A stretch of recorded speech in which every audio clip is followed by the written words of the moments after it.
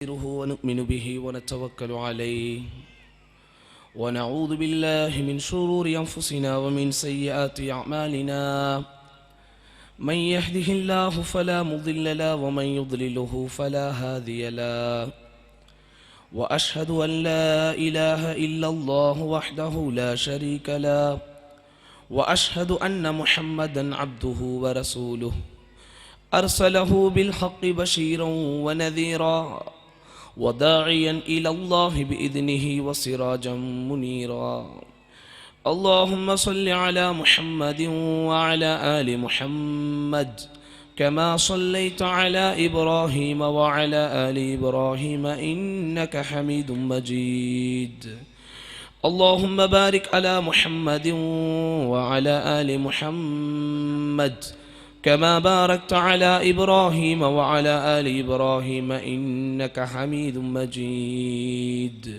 فأعوذ بالله من الشيطان الرجيم بسم الله الرحمن الرحيم يا أيها الذين آمنوا اتقوا الله حق تقاته ولا تموتن إلا وأنتم مسلمون. பேரன்பிற்கும் பெரும் மரியாதைக்கும் உரிய இந்த சிறப்புமிகு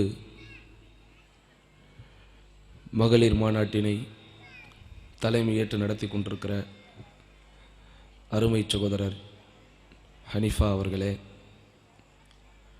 எனக்கு முன்பும் உரையாற்றிவிட்டு அமர்ந்திருக்கிற, எனக்கு பிறகு உரையாற்றவிருக்கிற பேச்சாளர் பெருந்தகைகளே, இங்கே ஆற்றப்படுகிற உரைகளை கவனத்தோடு செவிமடுத்து தங்கள் வாழ்வில் செயல்படுத்த வேண்டும் என்கிற நல்ல நோக்கத்தில் அமர்ந்திருக்கிற என் அன்பிற்கினிய சகோதரர்களே, சகோதரிகளே, பெரியோர்களே, தாய்மார்களே, மகளிர் வாழ்வில் இஸ்லாம் என்கிற அருமையானதொரு தலைப்பை மையமாக வைத்து ஜமியத் அஹ்லில் குர்ஆன் வல் ஹதீஸ் கோவை புறநகர் மாவட்டமும் ஜாக் விமன் ஃபெடரேஷன் ஜமியத் அஹ்லில் குர்ஆன் வல் ஹதீஸ் மகளிர் அணியினரும் இணைந்து ஒரு மாபெரும் மறுமலர்ச்சியை இங்கே படைத்திருக்கிறார்கள். இங்கே பெரும்பாலும் பெண்கள் வந்திருக்கிறீர்கள், எல்லோருமே மகள்களாயும் வந்திருப்பீர்கள். என்னடா ஜாக்குக்காரர்கள் நடத்துகிற மாநாட்டில் அன்புள்ள தாய் என்று அம்மாவை சொல்லியிருக்கிறார்கள், அருமை மகனே என்று சொல்லி மகனையும் சொல்லியிருக்கிறார்கள், அத்தாவர்கள் எங்களையும் விட்டு விட்டார்கள் என்று நீங்கள் உங்கள் உள்மனதில் நினைப்பதை நாங்கள் அறிந்திருக்கிறோம். ஆனால் நீங்கள் ஆரம்பமாக புரிந்து கொள்ள வேண்டிய விஷயம் என்னவென்றால், இங்கே ஈக்குவல் ஷேரிட்டி கொடுத்துருக்குறாங்க. அம்மான்னு சொல்லி அப்பாவை சேர்த்து சொல்லியிருக்கிறாங்க, மகன்னு சொல்லி மகளையும் சேர்த்து சொல்லியிருக்கிறாங்க. அன்புள்ள தாய், அருமை மகன். பெற்றோரிடத்திலும் ஆண் பெண் உண்டு, பிள்ளைகளிடத்திலும் ஆண் பெண் உண்டு. அதில் ஆண் பாலில் மகனையும் பெண் பாலில் அம்மாவையும் இங்கே இணைத்து அருமையானதோர் தலைப்புகள் வழங்கப்பட்டு இங்கே அல்ஹம்துலில்லாஹ் நாம் எல்லாம் இங்கே அமர்ந்திருக்கிறோம். ஒரு தாய் அல்லாஹ்வினுடைய மார்க்கத்தில் எவ்வளவு சிறப்பானதொரு அந்தஸ்தை பெற்றிருக்கிறாள் என்பதை நாவுகளால் வர்ணித்து சொல்ல முடியாது. அவள் காலின் கீழ் சொர்க்கம் இருக்கிறது என்று பெருமானார் ஸல்லல்லாஹு அலைஹி வஸல்லம் அவர்கள் சொல்லிவிட்டார்கள். இதற்கு மேல் ஒரு வார்த்தையை சொல்லி அன்னையின் அத்தியாவசியத்தை, தாயின் கண்ணியத்தை யாராலும் புரிய வைத்து விட முடியாது. ஆனால்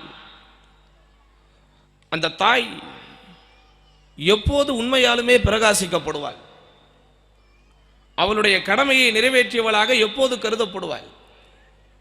பிறக்கிற உங்கள் பிள்ளைகளை தூக்கி கொஞ்சி மகிழ்ந்து விட்டால் உங்கள் கடமை முடிந்து விட்டதா?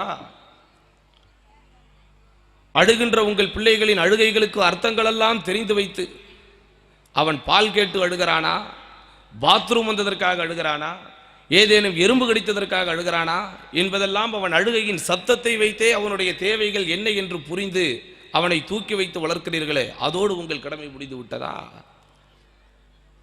என்னதான் நாம் கஷ்டப்பட்டு வாழ்ந்தாலும், கவலைகள் பல இருந்தாலும், இருக்கிற பள்ளிக்கூடத்திலேயே பெரிய பள்ளிக்கூடத்தில் என் மகன் படிக்க வேண்டும், நுனிநாக்கில் அவன் ஆங்கிலம் பேச வேண்டும் என்று நினைத்து பெரிய பள்ளிக்கூடத்திலே சேர்த்து விட்டால் உங்கள் கடமை முடிந்து விட்டதா? அவன் பிறந்ததற்கு பிறகு 6 மாதத்தில் என்ன கொடுக்க வேண்டும், 1 வயதில் என்ன கொடுக்க வேண்டும், ஃபேரக்ஸ் கொடுக்க வேண்டுமா, அது கொடுக்க வேண்டுமா, அதில் முதல் ஸ்டேஜை கொடுக்க வேண்டுமா, 2ஆம் ஸ்டேஜை கொடுக்க வேண்டுமா? அவன் முதல் ஸ்டேஜில் இருக்கும் போதே 2ஆம் ஸ்டேஜை கொடுக்கக்கூடிய அளவிற்கு அவனுக்கு ஒரு போஷாக்கை கொடுத்து விட்டோமா என்று நீங்கள் யோசித்தால் உங்கள் கடமை முடிந்து விட்டதா? அப்படி முடிந்து விட்டது என்று நீங்கள் நினைத்தால் ஒரு தவறான நம்பிக்கையில் இருக்கிறீர்கள் சகோதரிகளே. என் அருமை மகனே என்கிற வார்த்தைக்கு அவன் எப்போது சொந்தக்காரன். என் அருமை மகனே என்று திருக்குரானில் லுக்மான் அலைஹிஸ்ஸலாத்து வஸ்ஸலாம் அவர்கள் தம்முடைய மகனை அழைத்தார்கள். அப்படிப்பட்ட மகனாக உங்கள் மகனை நீங்கள் பிரகாசிக்க வைத்து விட்டால் உங்கள் கடமையை நீங்கள் செய்ததாக கருதப்படும். ஏனென்றால் உங்களுக்கு அல்லாஹ் ரப்பல் ஆலமீன் அமானிதங்களாக கொடுத்திருக்கிற பிள்ளைகள் எப்படிப்பட்ட செல்வங்கள் தெரியுமா? அவர்களுடைய வாழ்வில் நீங்கள் சீரான இஸ்லாத்தை தராவிட்டால், அவர்களுடைய வாழ்வில் நீங்கள் ஒரு சிறப்பான ஒழுக்கத்தை தருவதற்கு தவறிவிட்டால், தஹூனு அமானாத்திக்கும், உங்கள் அமானிதங்களுக்கு நீங்கள் மோசடி செய்கிறீர்கள் என்று அல்லாஹ் ரப்பல் ஆலமீன் எச்சரிக்கிறானே, அப்படிப்பட்ட பாவத்தை செய்த குற்றம் உங்களுக்கு. அதுவும் எதற்கு பிறகு சொல்கிறான்? இறை நம்பிக்கை கொண்டவர்களே, நீங்கள் அல்லாஹ்விற்கும் அல்லாஹ்வுடைய ரசூலுக்கும் மோசடி செய்யாதீர்கள். லா தஹூனுல்லாஹ், அல்லாஹ்விற்கும் அல்லாஹ்வுடைய ரசூலுக்கும் நீங்கள் மோசடி செய்யாதீர்கள். எப்படி? வதஹூனு அமானாத்திக்கும், உங்களுக்கு வழங்கப்பட்டிருக்கிற அமானிதங்களுக்கு நீங்கள் மோசடி செய்வதன் மூலம். நம் கண்முன் என்ன அல்லாஹ் இருக்கிறானா? நாம் என்ன முஹம்மது ஸல்லல்லாஹு அலைஹி வஸல்லமோடு வாழுகிறோமா? ஆனால் கியாமத் நாள் வரை ஓதப்படுகிற வசனம் இது. எது? அல்லாஹ்விற்கும் அல்லாஹ்வுடைய ரசூலுக்கும் நீங்கள் மோசடி செய்கிறீர்கள். எப்போ? வதஹூனு அமானாத்திக்கும், உங்களிடத்தில் நம்பி ஒப்படைக்கப்பட்டிருக்கிற அமானிதங்களுக்கு நீங்கள் மோசடி செய்தால் அது அல்லாஹ்விற்கும் அல்லாஹ்வுடைய தூதருக்கும் செய்த மோசடி என்று அல்லாஹ் எச்சரிக்கிறான். என்றால் எப்படி நீங்கள் உங்கள் பிள்ளைகளை வளர்க்க வேண்டும்? எப்படிப்பட்ட ஒரு வளர்ப்பில் உங்கள் பிள்ளைகளுடைய வாழ்க்கை மிளிர வேண்டும்? நபிகள் நாயகம் ஸல்லல்லாஹு அலைஹி வஸல்லம் சொன்னார்கள், 5 நிலை வருவதற்கு முன்னர் 5 விஷயங்களை நீங்கள் பயன்படுத்திக் கொள்ளுங்கள். அதில் முதலாக பெருமானார் ஸல்லல்லாஹு அலைஹி வஸல்லம் சொன்னது ஷபாபக்க கப்ல ஹரமிக், உனக்கு முதுமை வருவதற்கு முன்னால் உன் இளமையை பயன்படுத்திக் கொள். ஏன் இந்த வார்த்தையை சொன்னார்கள்? முதுமை வரும்போது, இளமை கடிந்ததற்கு பிறகு அவன் வாழ்க்கை அது அவன் கையில்.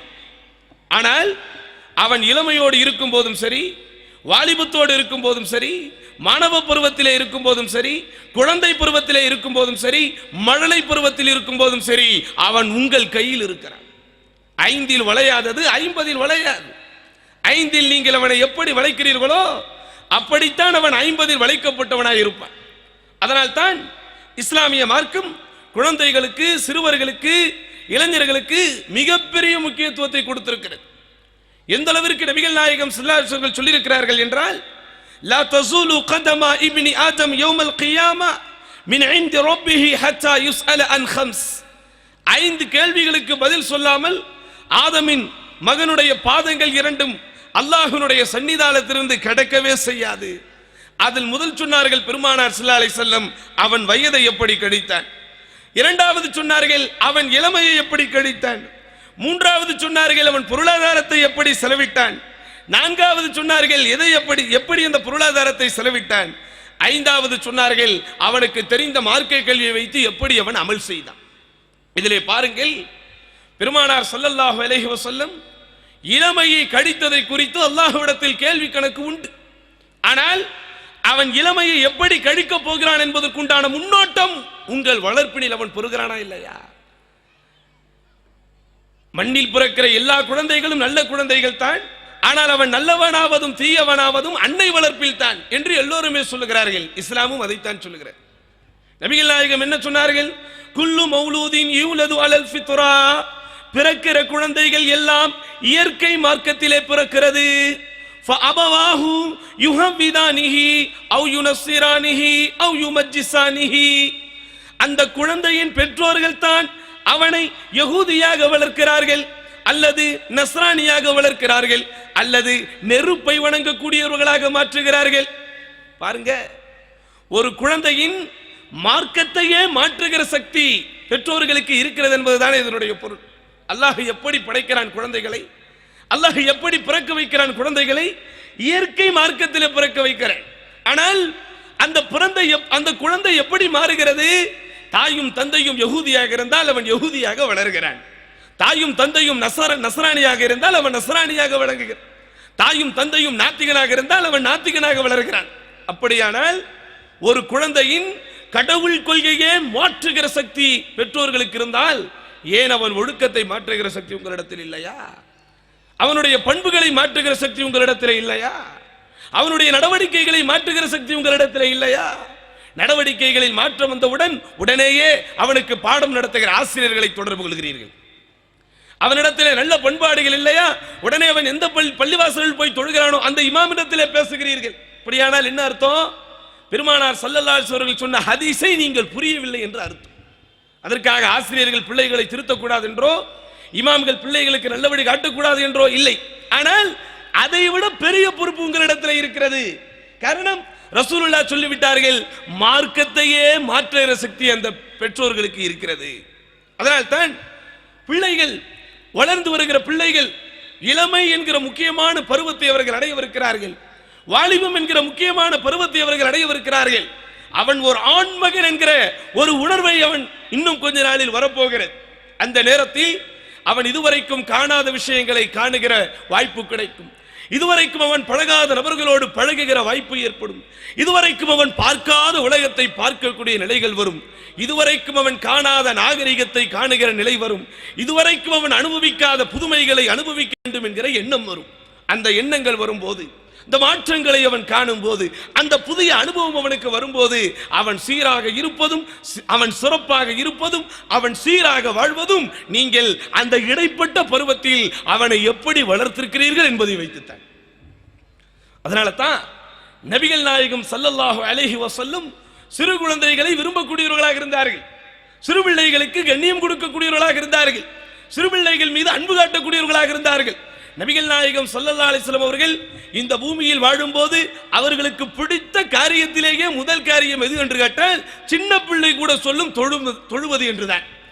ஆனால் ஒரு குழந்தையின் அழுகுரலை கேட்டால், நபிகள் நாயகம் ஸல்லல்லாஹு அலைஹி வஸல்லம் தொழுது கொண்டிருக்கிற நிலையில் கூட ஒரு குழந்தையின் அழுகுரலை கேட்டுவிட்டால் அந்த தொழுகையை சீக்கிரம் முடித்து விடுகிறார்கள் என்றால் அந்த குழந்தைகள் மீது எவ்வளவு பெரிய அன்பை ரசூல் ஸல்லல்லாஹு அலைஹி வஸல்லம் வைத்திருக்கிறார்கள். யோசித்து பாருங்க.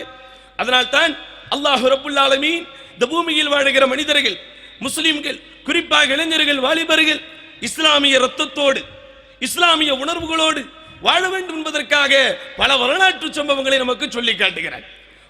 வாரம் வெள்ளிக்கிழமை வந்துவிட்டால் சூரத்துல் கஹ்ஃபை ஓதுகிறோம். அந்த சூரத்துல் கஹ்ஃபின் முக்கியமான திருப்புமுனை அல்லாஹ் ரப்புல் ஆலமீன் சொல்லுவது அந்த குகைவாசிகளை குறித்து தான். அந்த குகைவாசிகளுக்குரிய அறிமுகத்தை அல்லாஹ் தரும்போது, இன்னஹும் ஃபித்யத்துன், அவர்கள் எல்லாம் இளைஞர்களாக இருந்தார்கள், ஆமனு பி ரப்பிஹிம், தங்கள் இறைவனை நம்பிக்கை கொண்டவர்களாக இருந்தார்கள், வ ஸித்னாஹும் ஹுதா, அவர்களுக்கு நாம் நேர்வழியை அதிகம் கொடுத்தோம் என்று அல்லாஹ் சொல்லுகிறார். அதே போன்று இப்ராஹிம் அலைஹிஸ்ஸலாத்து வஸ்ஸலாம் ஏகத்துவத்தின் வழிகாட்டி, உலகத்தில் அனுப்பப்பட்ட நபிமார்களுக்கெல்லாம் பெருமானார் ஸல்லல்லாஹு அலைஹி வஸல்லம் அவர்கள் தலைவர் என்றால், அந்த நபிகள் நாயகம் ஸல்லல்லாஹு அலைஹி வஸல்லம் அவர்களையே அல்லாஹ் ரப்புல் ஆலமீன் பின்பற்ற சொல்லுவது இப்ராஹிம் அலைஹிஸ்ஸலாம். அந்த இப்ராஹிம் அலைஹிஸ்ஸலாமுக்கு கூட அல்லாஹ் அறிமுகம் கொடுக்கும் போது, விளக்கம் கொடுக்கும் போது எப்படி சொல்லுகிறான்? ஃபதா, அவர் ஒரு இளைஞராக இருந்தார், இருந்து சமுதாயத்தை சீர்படுத்தினார், ஏகத்துவத்தை எடுத்து வைத்தார், இணை வைப்பை அழித்தார் என்று நாம் விளங்கிக் கொள்கிறோமே. அப்படியானால் அந்த பிள்ளைகள் எந்த அளவிற்கு சீராக வளர்க்கப்பட வேண்டும்? இன்றைக்கு அவர்கள் உண்மையிலேயே சீராக வளர்க்கப்படுகிறார்களா? இங்கு இருக்கக்கூடிய பெரியவர்கள் சிறியவர்களாக இருக்கும் போது 30 வயதில் 35 வயதில் என்ன விஷயங்களை தெரிந்து கொண்டார்களோ அவைகளை எல்லாம் இந்த காலத்து பிள்ளைகள் 15 வயதிலே தெரிந்து கொள்கிறார்கள். இன்றைக்கு கூட பேப்பரில் வந்த செய்தி, 2ஆம் வகுப்பு படிக்கிற மாணவன் புகைப்பழக்கத்திற்கு அடிமையாகி அதனால் பாதிப்புக்குள்ளாகி மருத்துவமனையில் சிகிச்சை பெற்றுக் கொண்டிருக்கிறான். 2ஆம் வகுப்பு மாணவன் பாதிப்பு வரக்கூடிய அளவிற்கு, சிகிச்சை பெறக்கூடிய அளவிற்கு, அதுவும் மருத்துவமனையில் சிகிச்சை பெறக்கூடிய அளவிற்கு அவனுக்கு புகைப்பழக்கத்தினால் பாதிப்பு ஏற்பட்டிருக்கிறது என்றால் எப்போது அந்த பழக்கத்தை அவன் ஆரம்பித்திருக்க வேண்டும்? யோசிக்க வேண்டுமா இல்லையா? எங்க போய்கிட்டு இருக்கு உலகம்? எங்கே சென்று கொண்டிருக்கிறது? நபிகள் நாயகம் ஸல்லல்லாஹு அலைஹி வஸல்லம் சொன்னார்கள், யஅதி அலன்னாஸி ஸமான் அல்காயிமு பிதீனிஹி ககாபிதில் ஜம்ரத்தி அலன்னார். மக்களிடையே ஒரு காலம் வரும், அந்த காலத்தில் மார்க்கத்தை ஒருவன் பேணுவது என்பது எவ்வளவு சிரமமாக இருக்கும் என்றால், உள்ளங்கையில் நெருப்பு கங்கை தாங்குவது எவ்வளவு சிரமமோ அப்படி இருக்கும் என்றார்கள். அந்த விஷயம் எதன் மூலம் நடைபெறுகிறது? அந்த விஷயம் யார் மூலம் நாம் கண்ணால் பார்த்துக் கொண்டிருக்கிறோம் என்றால், இளைஞர்கள் மூலமாகத்தான் பார்க்கிறோம், சிறுவர்கள் மூலமாகத்தான் பார்க்கிறோம். எவைகளெல்லாம் தகாத காரியங்களோ, எவைகளெல்லாம் அருவருப்பான காரியங்களோ, எவைகளெல்லாம் ஆபாசத்துங்களுக்கு உட்பட்ட காரியங்களோ, எவைகளெல்லாம் அநாகரிகமான காரியங்களோ, அவைகளை இன்றைக்கு பிள்ளைகள் ஆர்வத்தோடு செய்கிறார்கள். இன்றைக்கு பிள்ளைகள் ஆர்வத்தோடு பழக வேண்டும் என்று நினைக்கிறார்கள். காரணம், வளர்க்கப்பட வேண்டிய விதத்தில் அவன் வளர்க்கப்படவில்லை. எப்படி அவன் வளர்க்கப்பட வேண்டுமோ, எப்படி அவன் வளர்க்கப்பட்டிருக்க வேண்டுமோ அப்படிப்பட்ட முறையில் அவன் வளர்க்கப்படவில்லை. நபிகள் நாயகம் ஸல்லல்லாஹு அலைஹி வஸல்லம் எப்படிப்பட்ட பொறுப்பை பிள்ளைகளிடம் பெற்றோர்களிடத்தில் கொடுத்தார்கள்? குல்லுக்கும் ராயின் வ குல்லுக்கும் மஸ்ஊலுன் அன் ராயியத்திஹி. உங்களில் ஒவ்வொருவரும் பொறுப்பாளி, அந்த பொறுப்பை குறித்து விசாரிக்கப்படுவீர்கள் என்று சொல்லிவிட்டு நபிகள் நாயகம் ஸல்லல்லாஹு அலைஹி வஸல்லம் ஒரு பெண்ணை சொன்னார்கள், அல் மர்அத்து மஸ்ஊலியத்துன் லி பைத்தி ஸௌஜிஹா. ஒரு தாய் தனக்கு பிறந்த குழந்தைகளை பற்றி மறுமையிலே விசாரிக்கப்படுவார். அவனுக்கு ஒழுக்கத்தை தர வேண்டிய கடமை உங்களிடத்தில், நயமான வாழ்க்கையை அவனுக்கு தர வேண்டியது உங்களுடைய பழக்க வழக்கத்தில். அவனிடத்திலே ஒழுக்கம் வர வேண்டும், உண்மை வர வேண்டும், பணிவு வர வேண்டும், துணிவு வர வேண்டும், தைரியம் வர வேண்டும், தன்னம்பிக்கை வர வேண்டும், எல்லாவற்றுக்கும் மேல் இறையச்சம் வர வேண்டும். அவன் பொறுமையோடு இருக்க வேண்டும், பொறாமையோடு இருக்கக்கூடாது, பெருமை கொண்டு அலையக்கூடாது, ஆணவமாக இருக்கக்கூடாது, அகங்காரம் கொண்டவனாக இருக்கக்கூடாது, சுயகௌரவம் பார்க்கக்கூடாது, ஏழைகளை வெறுக்கக்கூடாது, அந்நிய பெண்களை ஏறெடுத்து பார்க்கக்கூடாது, ஆபாசகரமான காரியங்களை பேசக்கூடாது, அநாகரிகமான செயல்களை செய்யக்கூடாது. இப்படியெல்லாம் நீங்கள் வளர்த்திருக்கிறீர்களா பிள்ளைகளை? எல்லாம் சொல்றோம். பள்ளிக்கூடத்தில் படிக்கும்போது அவனை குறித்து ஏதேனும் புகார் வந்து விட்டார், ஆசிரியர்கள் புகார் சொல்லிவிட்டார், என்கிட்ட இருக்கிற வரைக்கும் ஒழுங்காத்தான் இருக்கிறான், ஸ்கூல்ல போய் சேருவாருடைய அந்த சேர்க்கை சரியில்லை, அதனால் அவன் கெட்டு போகிறான். ஆனால் உண்மையில் பெற்றோர்களே, இவன் சேர்ந்ததனால் கெடுகிறானா அல்லது பிறர் இவனோடு சேருவதால் கெடுகிறார்களா என்பது உங்களுக்கு தெரியாது. ஆதலால் யா புனைய, என் அருமை மகனே என்கிற ஒரு சிறப்பு அவனுக்கு வர வேண்டும். எப்போது அவன் அருமை மகனாக கருதப்படுவான்? எப்போது அவன் அருமை மகனாக கருதப்படுவான்? நுனிநாக்கில் ஆங்கிலம் பேசிவிட்டால் அவன் அருமை மகன் அல்ல. மம்மி டாடி என்று கூப்பிட்டு விட்டால் அவன் அருமை மகன் அல்ல, அவன் ஆசை மகன். அவன் ஆசை மகனாக இருந்து விட்டு போகலாம், ஆனால் யா புனைய என்று அழைக்கிற அருமை மகனாக அவன் கருதப்பட மாட்டான். யார் அருமை மகன்? நபிகள் நாயகம் ஸல்லல்லாஹு அலைஹி வஸல்லத்துடைய காலத்திலே எப்படி பிள்ளைகள் வளர்ந்தார்களோ, எப்படி பிள்ளைகள் வாழ்ந்தார்களோ, எப்படிப்பட்ட ஒழுக்கங்களையும் பண்பாடுகளையும் பெற்றார்களோ அவர்கள் அருமை மக்கள். அவர்களை போன்று நம்முடைய பிள்ளைகளை நாம் வளர்த்தால் நம்முடைய பிள்ளைகளும் அருமை மக்கள். சாதாரணமாக நினைத்து விடாதீர்கள். அல்லாஹ் ரப்பல் ஆலமீன் எப்படி நம்மை வாழச் சொல்கிறான், அதற்காகத்தான் திருக்குர்ஆனில் ஏராளமான உபதேசங்கள். ஒரு பிள்ளை அருமை மகனாக ஆக வேண்டுமானால் என்ன செய்வது? ஆரோக்கியத்தை கொடுக்கிறீர்கள், அழகை கொடுக்கிறீர்கள், வயிற்றிலே இருக்கிற பிள்ளை எங்கே நிறம் குறைந்து புரைந்து விடுமோ என்கிற அச்சத்தில், யார் சொன்ன சயின்டிபிக் தெரியல, என்னத்தை சாப்பிடுறோம்? அது பேர் என்னது? குங்குமப்பூ. அதை கூட சாப்பிடறதுக்கு தயார். எதற்கு? பிறக்கிற குழந்தை நிறமாக பிறக்க வேண்டும் என்று. எது? 25 வருடம் கழித்தவனுக்கு ஆக வேண்டிய திருமணத்திற்கு 25 வருடங்களுக்கு கழித்து ஒரு பெண் அவனை பார்த்து எனக்கு பிடித்திருக்கிறது என்று சொல்வதற்கு உங்கள் கருவறைக்குள் இருக்கும் போதே வேலை செய்கிறீர்களா இல்லையா? பிறந்த உடனேயே எல்லா விதமான ஆபரண பொருட்களையும் நறுமண பொருட்களையும் வாங்கி வைத்திருக்கிறோமா இல்லையா? அவனுக்கு பாதிப்பையும் ஏற்படுத்தக்கூடாது, அதே நேரத்தில் அவனை யாராவது உச்சி முகர்ந்தால் மனமடிக்க என்பதற்காக எல்லா காரியங்களையும் செய்கிறோமா இல்லையா? ஒரு காலத்தில் எல்லாம் பிள்ளைகள் வளர்ந்தார்கள். எப்படி? யோசித்து பாருங்கள். இங்க இருக்கக்கூடிய பெரியவர்களுக்கு தெரியும். இங்க இருக்கக்கூடிய பெரியவர்கள் எல்லாம் சிறு பிள்ளைகளாக இருக்கும் போது அவர்களுக்கு எடுக்கக்கூடிய துணிகள் எத்தனை முறை தெரியுமா? ஒரு பெருநாள் வந்து விட்டால் 2 செட்டு, ஒன்னு நோம்பு பெருநாளைக்கு, இன்னொன்னு ஹஜ் பெருநாளைக்கு. அது அடுத்து விட்டா எப்போ ட்ரெஸ், யூனிஃபார்ம் 2 செட்டு. அந்த நடுவில் ஒரு வருடம் அவன் அந்த யூனிஃபார்மை போட்டே ஆக வேண்டும். அது முட்டியில் கிழிஞ்சாலும் சரி, பிட்டியில் கிழிஞ்சாலும் சரி, எங்கே கிழிந்திருந்தாலும் சரி, அதே ஃபேண்டை தான் அவன் தைத்து தைத்து போட்டுக் கொண்டிருந்தார்கள். இது அந்த காலம். இன்றைக்கு அப்படி வளர்க்கிறோமா? இன்றைக்கு நாம் அப்படி வளர்ப்பதில்லையே. மாதம் அவனுக்கு துணி எடுக்கிறோமா இல்லையா? எல்லாவற்றையும் செய்கிறோம். ஆனால் எதை செய்வதில்லை? அவன் அருமை மகனாக வாழ்வதற்குண்டான அடிப்படை தகுதிகளை தருவதில்லை.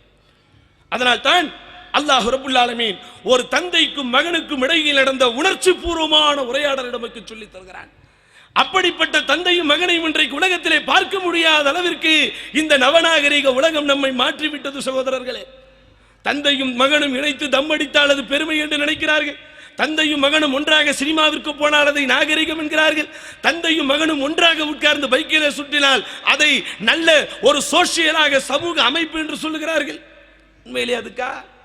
அதுதான் சமூக அமைப்பா? அதுதான் சமூக வாழ்வா? இங்கே பாருங்கள், அல்லாஹ் ரப்புல் ஆலமீன் சொல்லி காட்டுகிறான், உங்கள் பிள்ளை முதலில் அருமை மகனாக வர வேண்டுமையானால் அவனிடத்தில் அடிப்படை கொள்கை சரியாக இருக்க வேண்டும். இல்லைன்னா என்ன தெரியுமா ஆகும்? எனக்கு முன்னர் பேசிய ஹஸ்ரத் அவர்கள் குறிப்பிட்டதை போல் எந்த வயது வரை உங்களிடத்தில் அவன் அனுபவிக்க வேண்டுமோ அத்தனையும் அனுபவித்து விட்டு எந்த வயதில் அவன் உங்களை அரவணைக்க வேண்டுமோ அந்த வயதில் அரவணைக்க மாட்டான். அனுபவிப்பதற்கு தான் அவன் தயாராக இருப்பானே தவிர பெற்றோர்களை அரவணைப்பதற்கு தயாராக இருக்க மாட்டான். எப்ப அவன் அரவணைப்பதற்கு தயாராக இருப்பான்? அடிப்படை கொள்கையை கப்பல் கடலில் நங்கூரம் பாய்ச்சுவதை போல் நீங்கள் பாய்ச்ச வேண்டும். அதனால் தான் லுக்மான் அலைஹிஸ்ஸலாம் அவர்களுடைய உபதேசத்திலே முதலில் வருகிறது, வஇது கால லுக்மானு லிஇப்னிஹி வஹுவ யஇதுஹு யா புனைய லா துஷ்ரிக் பில்லாஹ் இன்னஷ்-ஷிர்க லظுல்முன் அதீம். என்னருமை மகனே என்று லுக்மான் அலைஹிஸ்ஸலாம் தன் மகனை அழைத்து உபதேசித்த வேளையில் அல்லாஹ் சொல்கிறான், ஒரு உணர்ச்சி பூர்வமான உரையாடல், வரலாற்றில் பொன்னெழுத்துக்களால் பொறிக்கப்பட வேண்டிய உரையாடல். உலகத்தில் வாழுகிற இளம் சமுதாயம் தட்டழிந்து போகாமல், சீர்கட்டு போகாமல், நேரிய வாழ்க்கையில் சீரிய நடைபோடுவதற்குண்டான அற்புதமான வழிகாட்டுதல் இந்த வசனம். என்ன சொல்லுகிறார் லுக்மான் அலைஹிஸ்ஸலாம்?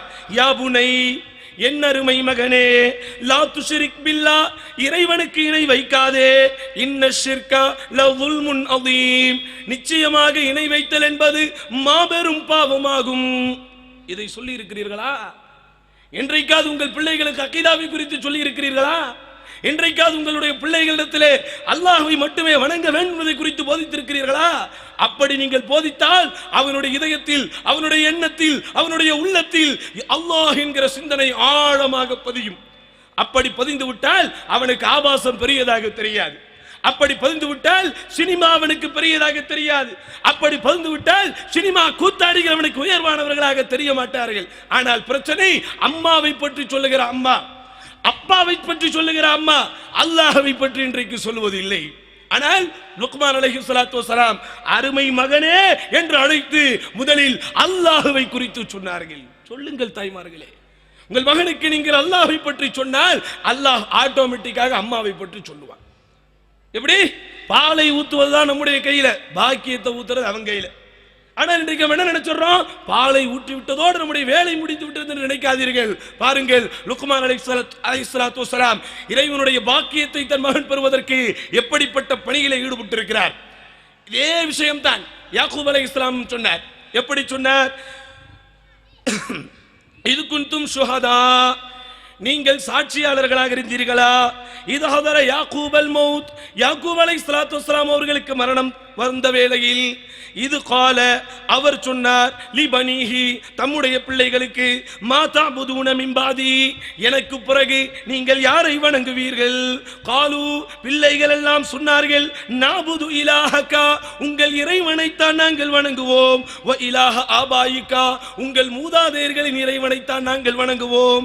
யார் அந்த மூதாதையர்கள்? வ இப்ராஹிம் வ இஸ்மாயில் வ இஸ்ஹாக் இலாஹன் வாஹிதா, ஒரே கடவுளாக இருந்த, ஒரே கடவுளாக இருக்கிற, அனைவரையும் படைத்து பரிபாலித்து ரட்சித்து பரிபக்குவப்படுத்தி கொண்டிருக்கிற, சர்வ வல்லமை கொண்டிருக்கிற ஒரே இறைவனைத்தான் நாங்கள் வணங்குவோம். மரணிக்கும் போது மரண சாசனம் பெற்றார். மரணிக்கும் போது மரண சாசனம் பெறுகிறார்.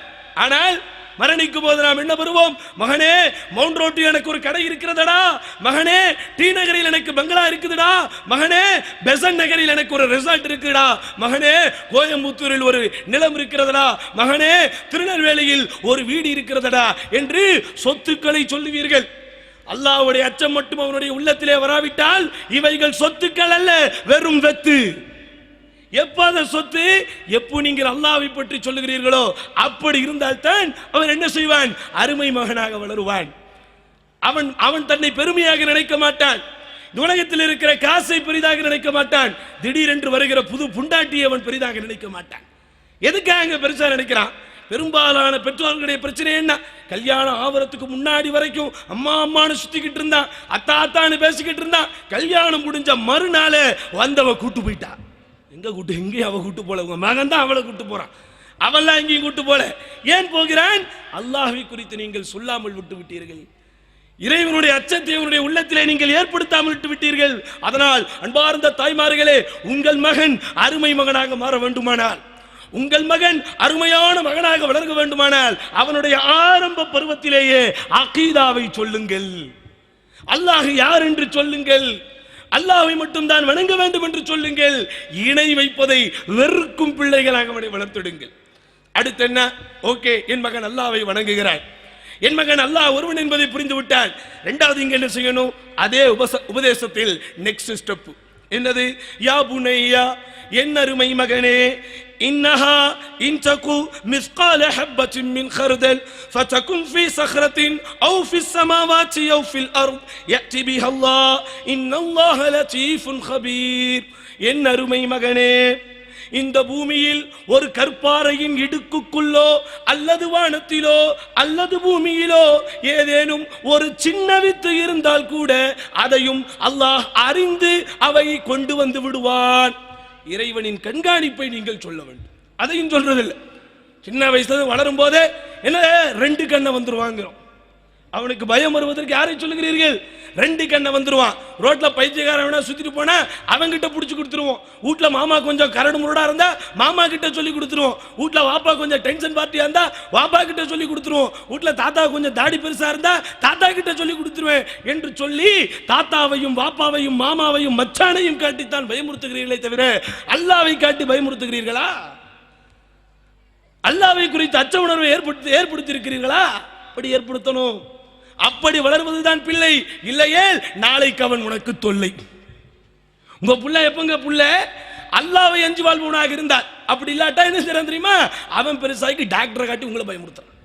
நீங்க எப்படி சின்ன பிள்ளையா இருக்கும்போது ஊசியை காட்டி பயமுறுத்துனீங்களோ அதே போன்று அவன் பெரியவனாகி டாக்டரை காட்டி உங்களை பயமுறுத்துகிறான். அதனால் அன்பார்ந்த தாய்மார்களே, அருமை தந்தைமார்களே, பிள்ளைகளை வளர்க்கும் போது அவன் அருமை மகனாக ஆக வேண்டும் என்கிற எண்ணம் உங்கள் சிந்தனையில் இருந்தால் அவனுக்கு அல்லாஹ்வின் அச்சத்தை குறித்து ஏற்படுத்துவது, அல்லாஹ் கண்காணித்துக் கொண்டிருக்கிறான் என்கிற சிந்தனை ஏற்படுத்துங்கள்.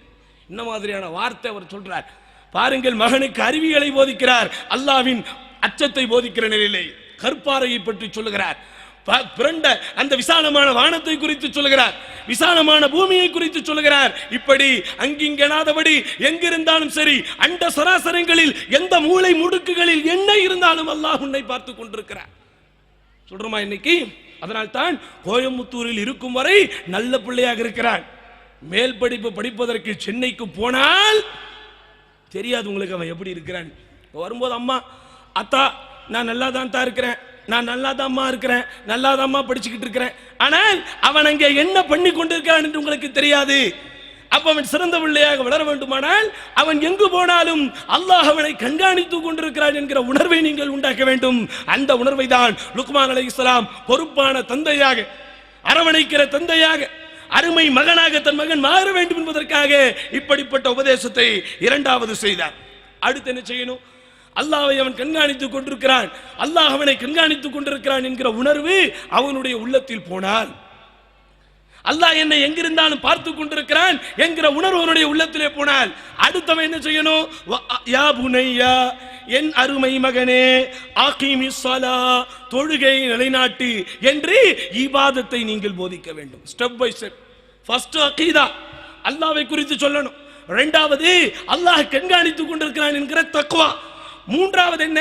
அந்த தக்வாவின் வெளிப்பாடாக இருக்கிற இபாதத்தில் வணக்க வழிபாடுகள் செய்பவனாக அவனை ஆக வேண்டும். ஆனா பிரச்சனை என்ன? ஆர்வத்தோடு கொஞ்சம் JYF JAQ வச்சுன்னு கொஞ்சம் பையன் வந்தா கூட திடீர்னு ஒரு நாள் லேட்டா வந்திருப்பான். என்னடா லேட்டு? பள்ளிவாசல்ல ஜமாத்து கூட்டமா. ஏன்னா கிழவனடா ஆயிட்ட நீ. யாரு? பள்ளிக்கு மகன் ஜமாத்திற்கு போனால், மகன் பள்ளிவாசலில் தொடர்போடு இருந்தால், மகன் இப்படிப்பட்ட நல்ல பணிகளில் தன்னை ஒரு உறுப்பினராக நினைத்துக் கொண்டால், இன்றைக்கு என்ன சொல்லுகிறோம் பெற்றோர்களாகிய நாம்? தாடி நரைத்து விட்டதா உனக்கு? உனக்கு என்ன பைத்தியம் பிடித்து விட்டதா? உன் வயது பையன் எவ்வளவு ஜாலியாக சுற்றி கொண்டிருக்கிறான், உன்னுடைய வயது பையன் எவ்வளவு பொறுப்பாக அந்த கம்ப்யூட்டர் சென்டருக்கு போறான், இந்த சென்டருக்கு போறான் என்றுதான் சொல்லி அவனை மட்டப்படுத்த நினைக்கிறோமே தவிர வணக்க வழிபாட்டில் ஒரு ஊரிய தன்மை அவனுக்கு வர வேண்டும் என்று நினைக்கிறோமா? அப்படி நினைத்தால் அவன் அருமை மகன், இல்லை என்றால் அவன் ஒரு எருமை மாறித்தான். உண்மைதான். இறைவனை வணங்காத பிள்ளை யார்? நபிகள் நாயகம் ஸல்லல்லாஹு அலைஹி வஸல்லம் என்ன சொன்னாங்க? இறைவனை நினைக்கிற ஒரு இல்லத்திற்கும் இறைவனை நினைக்காத ஒரு இல்லத்திற்கும் இடையே இருக்கிற வித்தியாசம் என்ன தெரியுமா? கமஸலில் ஹய்ய் வல் மைத். உயிரோடு இருக்கின்ற ஒரு பொருளுக்கும் உயிரற்ற ஒரு பிணத்திற்கும் இடையே இருக்கிற வித்தியாசம் என்று சொன்னார்கள். ஆக உங்கள் பிள்ளை அருமை மகனாக வர வேண்டுமானால் லுக்மான் அலைஹிஸ்ஸலாம் தன்னுடைய மகனை இபாதத்தை சொன்னார்களே, அதே போன்று இபாதத்தை சொல்லுங்கள். 7 வயதை அடைந்து விட்டால் தொடும்படி ஏவுங்கள், 10 வயதை அடைந்து விட்டால் தொழுகைக்காக அடியுங்கள் என்று சொன்னார்களே, என்றைக்காவது அடித்திருப்பீர்களா? என்றைக்காவது தொழுகைக்காக உங்கள் பிள்ளைகளை அடித்திருப்பீர்களா? பள்ளிக்கூடத்திற்கு போகாததற்காக அடித்திருப்பீர்கள், டியூஷனுக்கு போவதற்காக அடித்திருப்பீர்கள், பரீட்சையிலே மார்க் குறைவாக எடுத்திருந்தால் அடித்திருப்பீர்கள், நண்பர்களோடு சுற்றி கொண்டிருந்தால் அடித்திருப்பீர்கள், கொஞ்ச நேரம் தாமதமாக வீட்டிற்கு வந்தால் அடித்திருப்பீர்கள், நீங்கள் கடைக்கு போய் என்று சொல்லி அவன் போக மாட்டேன் என்று மறுத்தால் அடித்திருப்பீர்கள். ஆனால் இவைகளுக்கெல்லாம் அடிப்பதை விட மேலாக அடிக்கிற வயதில் அவனை தொட வேண்டும் என்கிற எண்ணத்திற்காக, தொழுகையாளியாக அவனை மாற்ற வேண்டும் என்பதற்காக நீங்கள் அவனை அடித்து வளர்த்தால் உண்மையில் அவன் சிறந்த பிள்ளைகளாக வளருவான். எதுக்கு அடிக்கிற வரைக்கும் போகணும்? 7 வயசுலேயே சொல்லுங்களேன், ஆர்வத்தோடு தொழுகையாளியாக ஆக்குங்களேன். நபிகள் நாயகம் ஸல்லல்லாஹு அலைஹி வஸல்லம் காலத்தில் 7 வயது பிள்ளைகள் ஜிஹாதிற்கு தயாராக வந்தது, 10 வயது பிள்ளைகள் ஜிஹாதிற்கு தயாராக வந்தது. ஆனால் ரசூல் ஸல்லல்லாஹு அலைஹி வஸல்லம் அவர்கள் தான் வயதை காரணம் காட்டி பிள்ளைகளை ஜிஹாதிற்கு வேண்டாம் என்று சொல்லி அனுப்பி வைத்தார்கள். ஆனால் நம் வீட்டு பிள்ளைகள் தொழுகைக்கு கூட இன்றைக்கு தயாரில்லை. அடுத்து என்ன செய்யணும்? Next step. முதல்ல அல்லாஹ்வை பற்றி சொல்லியாச்சு, அகீதாவை பற்றி சொல்லியாச்சு. இரண்டாவது அல்லாஹ் கண்காணித்துக் கொண்டிருக்கிறான் என்கிற இறையச்சத்தை சொல்லியாச்சு. மூன்றாவது அந்த இறையச்சத்தை அவன் வெளிப்படுத்துகிற அந்த விதத்தில் இபாதத்தை குறித்து சொல்லிவிட்டது. நான்காவது, பார்ந்த சகோதர சகோதரிகளே, மறந்து விடாதீர்கள், இதையும் லுக்மான் அலைஹிஸ்ஸலாம் தான் செய்தார். என்ன உபதேசம்? வஅமுர் பில் மஅரூஃப் வன்ஹ அனில் முன்கர். நன்மையை ஏவு, தீமையை தடு. உங்க புள்ள இந்த மாதிரியான ஒரு காரியத்தில் இணைந்து விட்டால், நன்மையை ஏவுகிற பணியை செய்கிறான், தீமையை தடுக்கிற பணியை செய்கிறான் என்றால் அவன் நன்மையை செய்யாமல் இருப்பானா? அவன் தீமையை செய்வானா?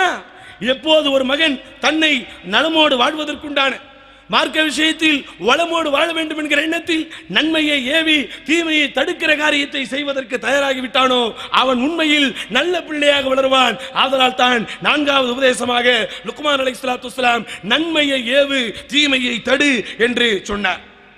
அடுத்து என்ன? வணக்க வழிபாடு. ஓகே, நன்மையை ஏவி தீமையை தடுத்தல். ஓகே, அதற்கடுத்து என்ன? அவனிடத்தில் மேலதிகமான சில நற்குணங்களை நீங்கள் வளர்க்க வேண்டும். இபாதத் எப்போது ஏற்றுக்கொள்ளப்படும்? அவனிடத்தில் இருக்கிற நல்ல காரியங்கள் எப்போது அல்லாஹ் ஏற்பான்? அவனிடத்தில் நல்ல குணங்கள் இருக்கும் போதுதான். அதனால் தான் லுக்மான் அலைஹிஸ்ஸலாம் சொன்னார், வஸ்பிர், பொறுமையாக இரு, அலாமா அஸாபகா, உனக்கு எந்த சோதனைகள் வந்தாலும், இன்னதாலிகா மின் அஸ்மில் உமூர், நிச்சயமாக இதுதான் மிகப்பெரிய விஷயம் என்று சொன்னார். எது? நன்மையை ஏவி தீமையை தடுக்கும் போது 4 பேர் 4 விதமாக சொல்லத்தான் செய்வார்கள். சின்ன வயதிலேயே தொழ ஆரம்பிக்கும் போது இருப்பதை விட்டு ஏனடா பறப்பதற்கு ஆசைப்படுகிறாய் என்று 4 பேர் எகத்தாளமாக சொல்லத்தான் செய்வார்கள். ஆனால் மகனே, நீ பொறுமையாக இரு, உனக்கு என்ன சோதனைகள் வந்தாலும் பொறுமையாக இரு என்று அவனிடத்தில் நல்ல குணங்களை நீங்கள் வளர்க்க வேண்டும். இப்படி வளர்த்தால் எவ்வளவு சிறந்தவனாக வாழுவான். அந்த பொறுமை என்கிற குணத்தை அவனுக்கு நீங்கள் ஆரம்பத்திலேயே போதித்து வளர்த்தால் நாளைக்கு நீங்கள் முதுமை அடைந்ததற்கு பிறகு அவனுக்கு ஒரு சில உபாதைகளை, ஒரு சில சங்கடங்களை தரக்கூடிய நிலையில் நீங்கள் வந்தாலும் அவன் பொறுமையோடு ஏற்றுக்கொள்வான். ஆனா பிரச்சனை என்ன? அவன் கோபப்படுவதை கூட பெருமையாக பெற்றோர்கள் பேசுகிறோம். என் பையன் அழுத உடனே பால் கொடுத்தணும், இல்லாட்டா ரொம்ப டென்ஷன் ஆயிடுவான்னு சிரிச்சுக்கிட்டே போய் பாலை கொடுக்குறோம்.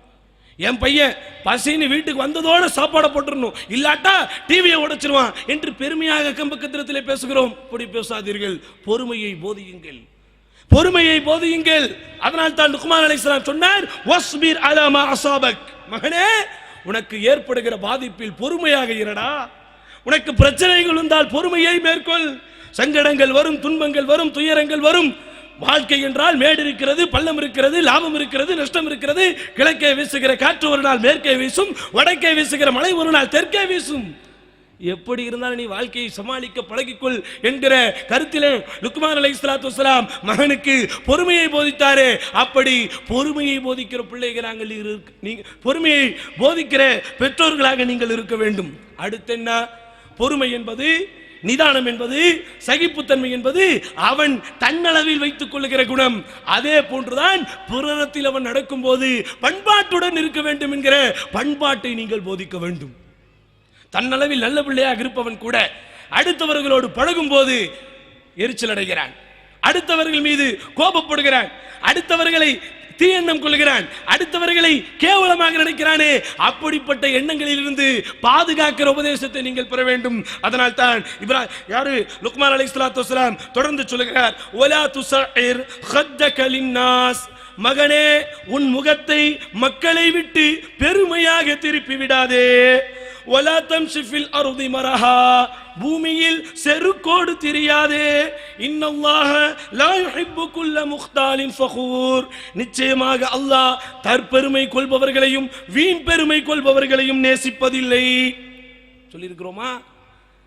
ஆரம்பமாக அரும்பு மீசை துளிர்த்த நேரத்திலேயே ஒரு விதமாக, ஒரு மாடலாக எல்லோரும் தன்னை பார்க்க வேண்டும் அர்த்தத்தில் சட்டை போட ஆரம்பிக்கும் போதே நீங்கள் அவனை ஒரு குட்டை போட்டிருக்க வேண்டும். எப்படி துளிர் அந்த அரும்பு மீசை முளிர்க்குமே, அரும்பு மீசை அவனுக்கு துளிர்க்கிற வேளையிலேயே ஒரு மாதிரியாக சட்டையையும் பேண்டையும் அவன் போட ஆரம்பித்து விட்டால், இன் பண்றேன்ட்டு பாதியை இன் பண்ணி பாதியை தொங்க விடும்போது, பேண்ட்டை போடுறேன்ட்டு இந்த பக்கம் கிழிச்சு விட்டுக்கிட்டு அந்த பக்கம் சுருட்டி விட்டுக்கிட்டு போகும்போதே நீங்கள் விவரமாக அவனை தடுக்க வேண்டும். அதனால் தான் லுக்மான் அலைஹிஸ்ஸலாம் சொல்கிறார், மக்களை விட்டு பெருமையாக உன்னுடைய முகத்தை திருப்பி விடாதே, பூமியில் செருக்காக நீ அலையாதே. காரணம், பெருமை கொண்டவர்களை அல்லாஹ் நேசிக்க மாட்டான். அதனால் பெருமை என்பது மகனிடத்திலே வரக்கூடாது. கொஞ்சம் படிக்கிறான் என்றால் அல்ஹம்துலில்லாஹ் என்று சொல்லுங்கள், கொஞ்சம் அழகாக இருக்கிறான் என்றால் சுப்ஹானல்லாஹ் என்று சொல்லுங்கள். ஆனால் அழகு இருக்கிறது, பெருமை இருக்கிறது, அழகு இருக்கிறது, படிப்பு இருக்கிறது, செல்வம் இருக்கிறது, வசதி இருக்கிறது, ஆரோக்கியம் இருக்கிறது, அழகான வாழ்வு இருக்கிறது என்பதற்காக அவன் பெருமை பேச ஆரம்பித்தால் அதை நீங்கள் ஊக்கப்படுத்தாதீர்கள். அவன் பந்தா பண்ண ஆரம்பித்தால் ஊக்கப்படுத்தாதீர்கள். அதனால் தான் பிரச்சனை. நாளைக்கு அவன் பெரியவனாகி தன் மனைவியின் முன்னிலையில் கூட பெற்றோர்களை அவமதிக்கிறான். எப்போ 9ஆம் வகுப்பு படிக்கும் போது அவன் பெருமை அடிக்கும் போது பெருமையோடு பார்த்தீர்களே, 10ஆம் வகுப்பு படிக்கும் போது அவன் பந்தாவாக நடப்பதை பெருமிதத்தோடு பார்த்தீர்களே, அதனுடைய விளைவு திருமணமானதற்கு பிறகு மனைவியோடு சேர்ந்து உங்களை அவன் நோக்கடிக்கிறான். அதனால் தான் லுக்மான் அலைஹிஸ்ஸலாம் சொன்னார், மகனே பெருமை கொள்ளாதடா, மகனே பூமியில் செருக்கோடு நடக்காதே என்று சொல்லிவிட்டு ஒழுக்கத்தை சொல்லி தருகிறார். எப்படிப்பட்ட ஒழுக்கம்? வக்ஸித் ஃபீ மஷீகா, உன்னுடைய நடையில் நடுநிலைத்தன்மை மேற்கொள். வக்துல் மின் சௌத்திகா, உன் குரலை கொஞ்சம் தாழ்த்திக்கொள். இன்ன அன்கரல் அஸ்வாதி லஸௌதுல் ஹமீர், குரல்களில் மிக கேடுகெட்ட குரல் கழுதையின் குரல் தான் என்று சொல்லி, மகனே பொறுமையாக இரு, மகனே பெருமையாக இருக்காது, மகனே குரலை தாழ்த்தி பேசு, மகனே கழுதையின் குரல் தான் கேடுகட்ட குரல், கழுதையை போல் நடக்காதே என்று சொன்னாரே. இப்படி சொன்னால் அந்த பிள்ளை எப்படி வளருவான்? இப்படி சொன்னால் அவன் எவ்வளவு சிறப்பாக வளருவான்? இப்படி சொன்னால் அவனால் இந்த சமுதாயத்தில் எத்தனை நன்மைகள் வரும்? அப்படிப்பட்ட பிள்ளைகளாக நீங்கள் உங்கள் பிள்ளைகளை வளர்க்க வேண்டும். அப்படி அவன் வளர்ந்தால்தான் அவன் அருமை மகன். நேரடியாக இறைவனிடத்திலே பிரார்த்தனை புரியப்பட்டவர், யா அல்லாஹ் மார்க்கத்தில் இவருக்கு ஞானத்தை கொடு, யா அல்லாஹ் திருக்குர்ஆனில் இவருக்கு விளக்கத்தை கொடு என்று சீரிய துஆவினை, சீரிய பிரார்த்தனையை பெற்ற அந்த உன்னதமான நபித்தோழர் எப்படி அருமை பிள்ளையாக வாழ்ந்து, எத்தகைய அருமை பிள்ளையாக வாழ்ந்திருக்கிறார். அவருடைய பிறப்பு எப்போது தெரியுமா? எப்படிப்பட்ட சூழலில் அவர் பிறக்கிறார் தெரியுமா? நபிகள் நாயகம் ஸல்லல்லாஹு அலைஹி வஸல்லம் ஹிஜ்ரத் செய்வதற்கு 3 வருடங்களுக்கு முன்னால் பிறந்த குழந்தை தான் அப்துல்லா பின் அப்பாஸ் ரலியல்லாஹு அன்ஹு. பெருமானார் ஸல்லல்லாஹு அலைஹி வஸல்லம் மரணிக்கும் போது அவருக்கு சற்றேறக்குரிய 13 முதல் 14 வயது மட்டும்தான். இத்தனை வயதில் தான் அவர் இத்தனை ஹதீஸ்களை அறிவித்திருக்கிறார். 3 வயதில் பிறக்கிற ஹிஜ்ரத் செய்யறதுக்கு 3 வருஷத்துக்கு முன்னாடி பிறந்திருக்கிறாங்கன்னு சொன்னா விவரம் தெரியும். ஒரு 5-6 வருடம் சிறுபிள்ளையாக தானே இருந்திருப்பாரு. 6 வயதில் அவர் என்னதான் அவருடைய கல்வி பணியை அவர் ஆரம்பித்தாலும் பெருமானார் ஸல்லல்லாஹு அலைஹி வஸல்லம் மரணிக்கும் போது அதிகபட்சமாக அவருடைய வயது 14 தான் என்றால் 8 வருடங்கள் எவ்வளவு பெரிய வாழ்க்கையை வாழ்ந்திருக்கிறார், எப்படிப்பட்ட முன்மாதிரியாக திகழ்ந்திருக்கிறார் பாருங்கள். அவரிடத்தில் தான் நபிகள் நாயகம் ஸல்லல்லாஹு அலைஹி வஸல்லம் செய்த உபதேசம்.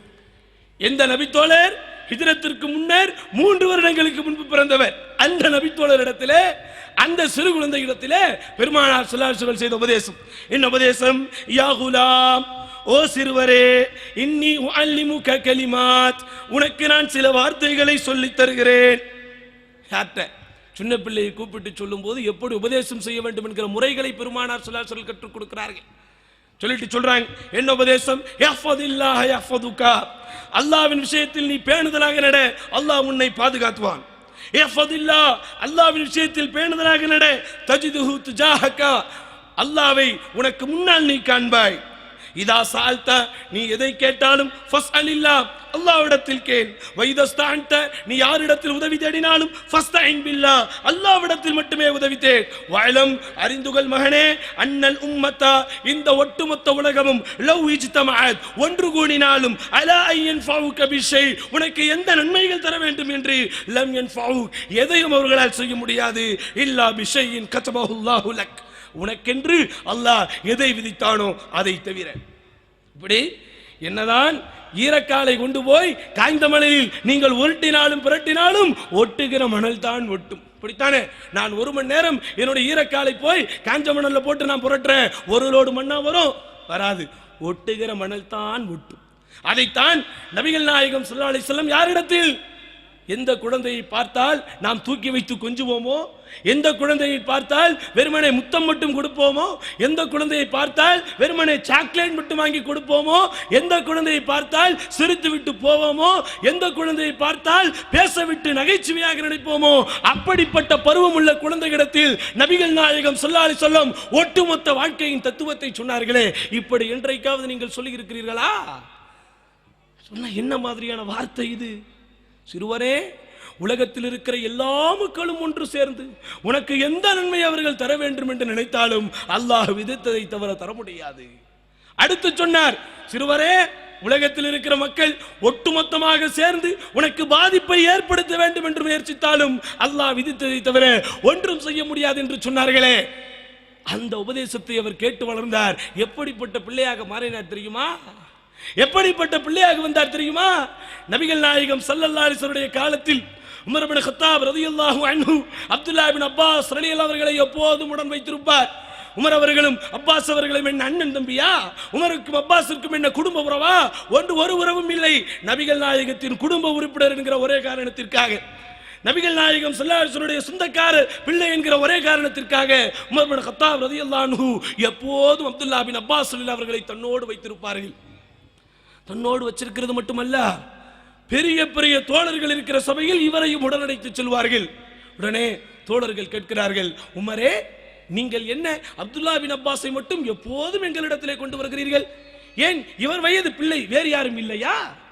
இவரை மட்டும் எதற்காக நீங்கள் இவ்வளவு முக்கியத்துவத்தை கொடுக்கிறீர்கள் என்று சில தோழர்கள் கேட்டபோது உமர் இப்னு கத்தாப் ரலியல்லாஹு அன்ஹு அழகாக ஒரு பதிலை சொன்னார்கள். என்ன பதிலை சொன்னார்கள் தெரியுமா? மௌனத்தை மட்டுமே, சிரிப்பை மட்டுமே பதிலாக காட்டி சொன்னார்கள், நீங்கள் எல்லாம் அவரை நேசிப்பதை போல் தான் நானும் நேசிக்கிறேன் என்று சொல்லிவிட்டு ஒரு நாளை குறித்து எல்லோரும் இந்த நாளுக்கு வாருங்கள் என்று சொல்லுகிறார். நீங்கள் எல்லோரும் இந்த நாளிலே வாருங்கள், நான் இவரையும் கூட்டிக் கொண்டு வருகிறேன் என்று சொல்லுகிறார். அதே போன்று ஒரு நாள் குறிப்பிடப்பட்டு பெரும் பெரும் தோழர்கள் எல்லாம் இருக்கிற சபையில் அப்துல்லாஹ் பின் அப்பாஸ் ரலியல்லாஹு அன்ஹு அவர்களை உமர் இப்னு கத்தாப் ரலியல்லாஹு அன்ஹு அவர்கள் அழைத்துக் கொண்டு செல்கிறார்கள். தோழர்கள் இருக்கிறார்கள், அப்துல்லாஹ் பின் அப்பாஸ் ரலியல்லாஹு அவர்களும் இருக்கிறார்கள். அப்போது உமர் இப்னு கத்தாப் ரலியல்லாஹு அன்ஹு ஒரு சூராவை ஓதுகிறார்கள். இந்த சூரா எல்லோருக்கும் தெரிந்த சூரா, சின்ன சூறாக்களில் அதுவும் ஒரு சிறிய சூரா.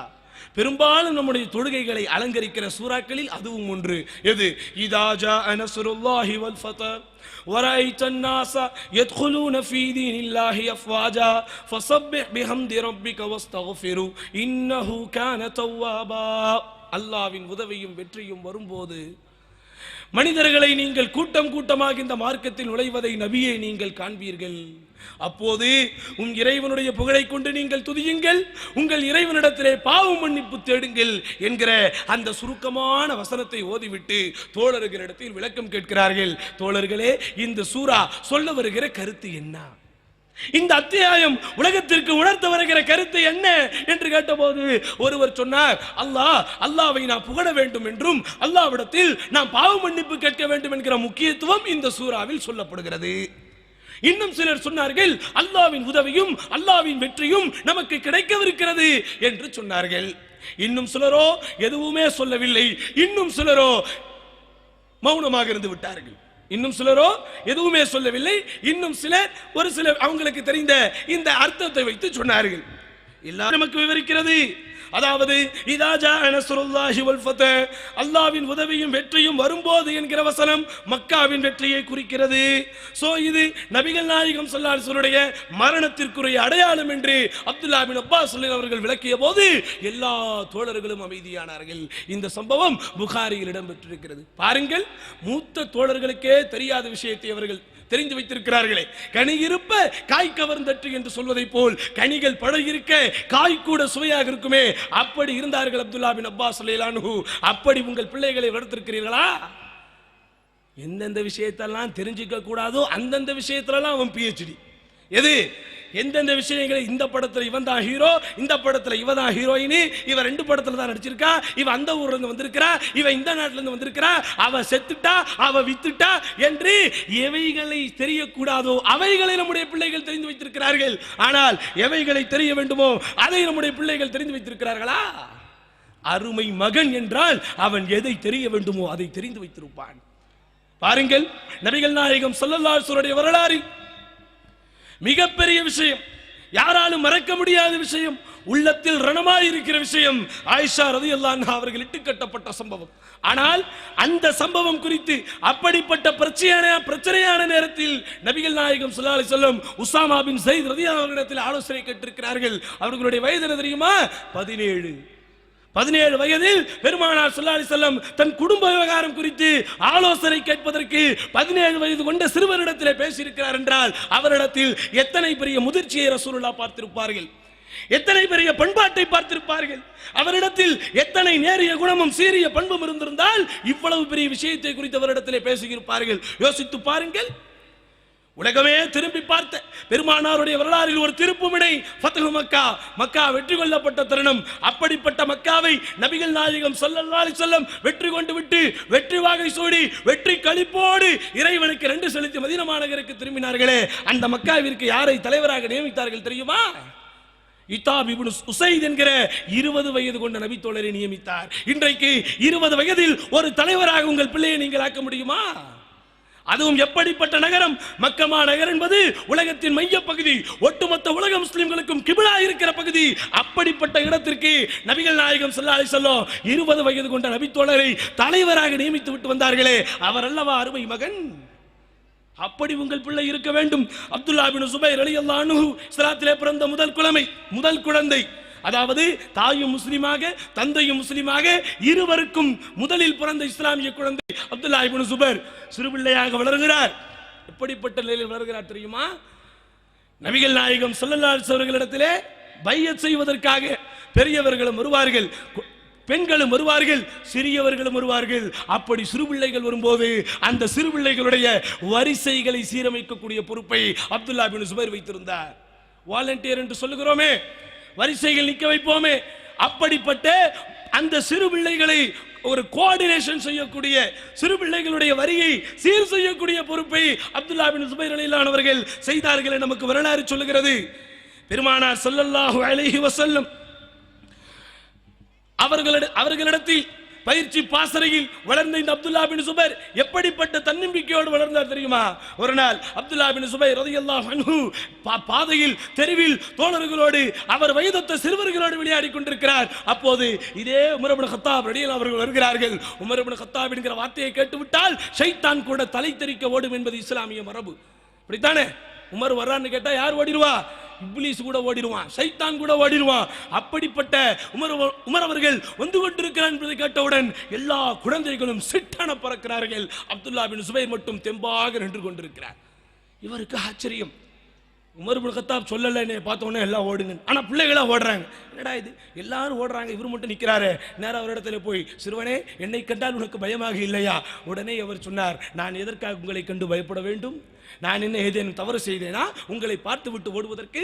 அல்லது இந்த பாதை என்ன சிறியதாக இருக்கிறதா உங்களுக்கு வழிவிடுவதற்கு? பாதையும் அகலமாக இருக்கிறது, நீங்கள் இந்த பக்கம் செல்லலாம். நான் எந்த தவறும் செய்யவில்லை, அதனால் நான் உங்களை கண்டு அஞ்ச வேண்டிய அவசியம் இல்லை என்று சொன்னார்களே. அப்படிப்பட்ட தன்னம்பிக்கை பிள்ளைகளை நீங்கள் பெற்று வைத்திருக்கிறீர்களா? பரீட்சையில் குறைவான மார்க் எடுத்து விட்டால் அழுகிறான், ஆசிரியர்கள் திட்டிவிட்டால் கதறுகிறான், இவன் விரும்புகிற நண்பர்கள் இவனிடத்திலே பேசாவிட்டால் நொடிந்து விடுகிறான், இவன் ஆசைப்பட்ட பொருளை நீங்கள் வாங்கி தராவிட்டால் அவ்வளவுதான், வாழ்க்கையே முடிந்ததை போல் இடிந்து விடுகிறானே. அப்படிப்பட்ட பிள்ளைகள் அருமை பிள்ளைகள் அல்ல. அருமை மகன் என்றால் தன்னம்பிக்கை கொண்டவன், அருமை மகன் என்றால் தன்னுடைய சுயமரியாதையை பாதுகாப்பவன், அருமை மகன் என்றால் படைத்த இறைவனை பயப்படுபவன், அருமை மகன் என்றால் சிறிய வயதாக இருந்தாலும் வயதில் சிறியதாக இருந்தாலும் முதிர்ச்சி பெற்றவன், பண்பாடு பெற்றவன், பக்குவம் பெற்றவன், கடுகு சிறுத்தாலும் காரம் பெருத்தவன். அப்படி இருக்கணும். அப்படி இருந்தார்கள் பெருமானார் ஸல்லல்லாஹு அலைஹி வஸல்லம் காலத்து பிள்ளைகள். அதனால் தான் அன்பார்ந்த சகோதரர்களே, நபிகள் நாயகம் ஸல்லல்லாஹு அலைஹி வஸல்லம் அவர்களுடைய காலத்தில் 15 வயதே கொண்ட இப்னு உமர் ரலியல்லாஹு அன்ஹு கந்தக் யுத்தத்திற்கு தயாரானார். பெருமானார் ஸல்லல்லாஹு அலைஹி வஸல்லம் காலத்தில் 17 வயது கொண்ட உஸாமா ரலியல்லாஹு அன்ஹு பெருமானார் ஸல்லல்லாஹு அலைஹி வஸல்லம் வஃபாத்திற்கு முன்பு நடைபெற்ற அந்த போர்க்களத்திற்கு தலைவராக பெருமானாரால் அனுப்பப்பட்டார். இப்படிப்பட்ட சிறுவர்களை, இப்படிப்பட்ட பிள்ளைகளை இன்றைக்கு பார்க்க முடியாமல் இருக்கிறோம் சகோதரர்களே. இமாம் புகாரியாக இருந்தாலும், இமாம் முஸ்லிமாக இருந்தாலும், இமாம் ஷாஃபிஈ ரஹிமஹுல்லாவாக இருந்தாலும் எல்லோரும் அவர்களுடைய சிறுபிராயத்திலேயே அவர்கள் பெற வேண்டிய சிறப்பையும் பெற வேண்டிய கல்வியையும் பெற்றார்கள். அப்படிப்பட்ட பிள்ளைகளாக உங்கள் பிள்ளைகளை நீங்கள் வளர்க்க வேண்டும். சாதாரணமான பிள்ளைகள் அல்ல.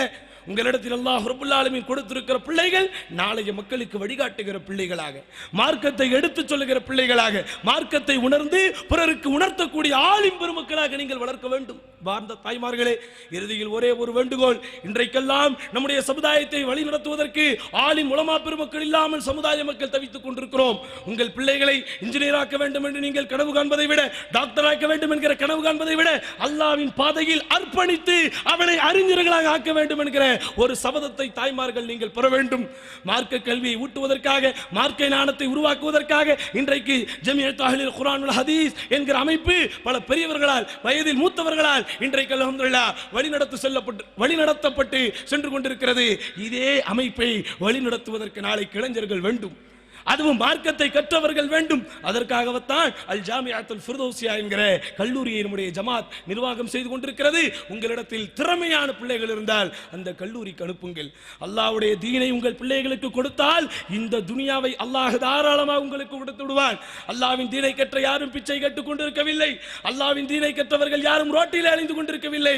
அல்லாஹ் ரப்பல் ஆலமீன் கண்ணியமான இடத்தில் தான் வைத்திருக்கிறார். உங்கள் பிள்ளைகள் அருமை பிள்ளைகளாக ஆக வேண்டுமானால் அவர்கள் அறிஞர் மக்களாக மாற வேண்டும். அப்படிப்பட்ட நல்ல பாக்கியத்தை வல்ல ரஹ்மான் நம் அனைவருக்கும் தந்து அல்லாஹ் விரும்புகிற கூட்டத்தில் நம்மை இணைத்து எதை நாம் சொல்லுகிறோமோ, எதை நாம் கேட்கிறோமோ அப்படிப்பட்ட பாக்கியத்தை நம் மரணம் வரை தந்து நம்மை பாதுகாப்பானாக என்று அல்லாஹ்விடத்திலே துஆ கேட்டு வாய்ப்புக்கு நன்றி கூறி முடித்துக் கொள்கிறேன். வ ஆகிரு தஅவானா அல்ஹம்துலில்லாஹி ரப்பில் ஆலமீன். அஸ்ஸலாமு அலைக்கும் வரஹ்மத்துல்லாஹி வபரகாத்துஹு.